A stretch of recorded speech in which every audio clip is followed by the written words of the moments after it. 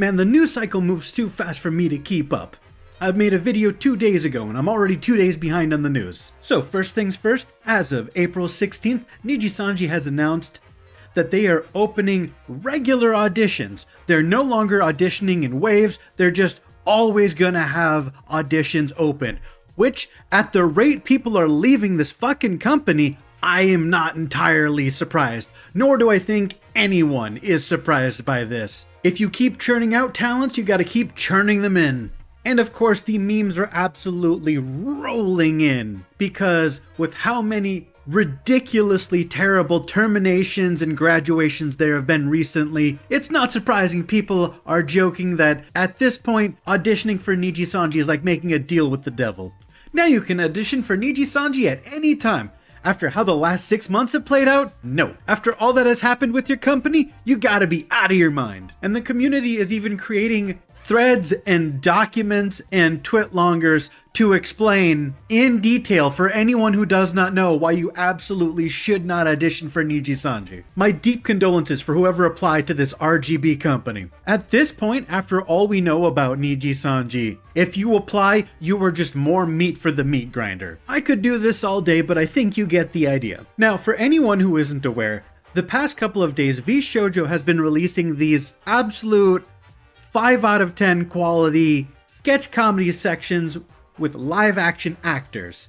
And I had no idea why they were doing this, and I honestly thought it was a teeniest bit cringe. Kind of feels like a low budget version of The Office, and personally, I can't stand The Office. I don't think it's funny. But thankfully, these sketches finally came to a climax. Yes, they were actually building up to something, and that is the debut of Michi Mochi. There she is, Michi Mochi Evie. What a name, what a name.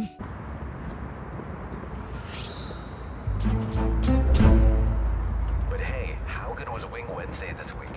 I could really go for some sticky fingies. Immediately people are intrigued by this because everyone is excited to get a new VShojo debut.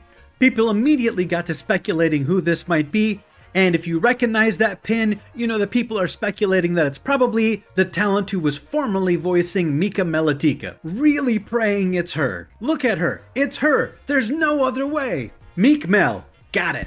Giga got in on the fun today saying, guys, please stop leaking or hinting at me joining VShojo. I want it to be a surprise. And we are having a new member. It is Giga, maybe, on a separate account. I cannot confirm or deny. And what a surprise it would be. Could you imagine Giga being at VShojo? I really appreciate the fake overreactions. And it's been less than 24 hours and she's already got phenomenal fan art. Are you Matt Pat? Although it's obviously not Matt Pat, I would absolutely lose my shit if it was. In much less fun news, I want to talk about Aia Amare. Apparently she's been getting harassed and bullied online by people who want her to leave Nijisanji, saying that they're doing it for her own good because they want her to get the hell out of Nijisanji. In fact, at least one person even commented directly in her offline stream chat.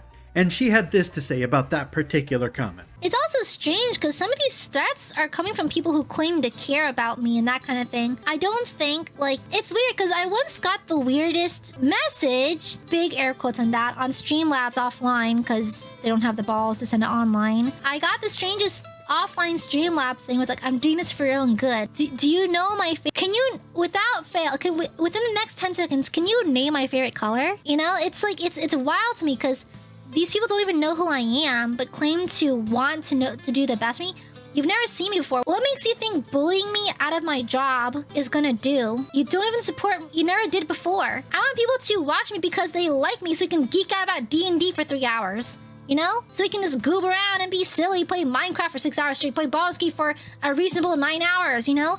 It's like, if you want to harass me out of my job, no, my hobby. This is my hobby. If you harass me out of my hobby, what makes you think I want you, what, huh? Where's the logic in that?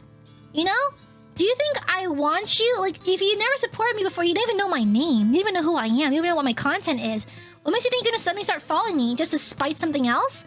I don't want a viewership of people who just do not, they just want to follow for the sake of spite. No. I want to stream because I like streaming dumb shit. That's it. She goes on for a little bit longer, but I think you get the idea. Even though I believe Nijisanji is a black company, a terrible company, and Riku Tazumi deserves to have his yacht sunk to the bottom of the fucking ocean, if the talents are happy where they are and they feel like they're being treated properly, then I'm genuinely happy for them. I only hate Nijisanji because I feel like they've mistreated some of their talents. I have no desire to ruin the career of someone who Nijisanji is treating well. Even if you hate Aya and you're upset because you feel like she's defending Nijisanji when everyone else is attacking Nijisanji, it's totally understandable that you feel that way, but you don't need to ruin their day with your opinion. If you don't like them, just ignore them. Don't give them your time, your attention, your comments, your views on their streams. Look, this is the internet. You vote with your attention. Vote with your views. The last thing I wanted to cover is that apparently on 4chan's /VT board, someone had said that the JP Hololive talent Nene had accidentally overdosed on sleeping medication, confusing them for candy. And for anyone confused as to how the hell you could overdose on medication because you think it's candy, given the fact that she said sleeping medication specifically, I actually think it is totally understandable. Melatonin is generally regarded as extremely safe and a very effective sleep aid. I take it myself. And because it is generally regarded as safe, they even sell this stuff over the counter with no prescription, even in gummy form. And I gotta admit, if I wasn't paying attention, if the label fell off, I would absolutely down an entire bottle of melatonin gummies. These melatonin gummies are made with crack cocaine. They're actually so tasty. And the fact that she overdosed on melatonin specifically is probably why she's still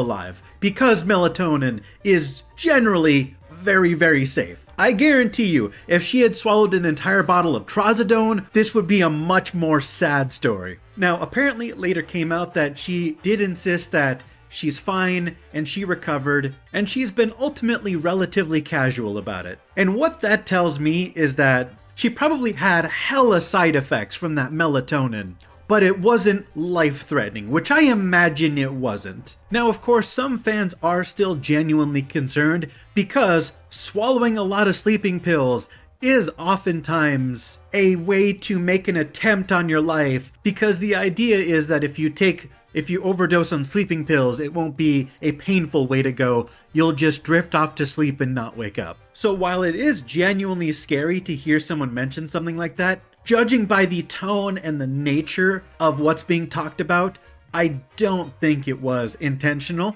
but I do appreciate people being concerned and looking out for them, because ultimately we don't know what they're going through, and they could very well be depressed. And if this is a cry for help, I hope the people in their life who are able to support them do so. But that is all I wanted to talk about today. I hope you enjoyed the video. Comment below what you thought about today's topics. Bye, guys!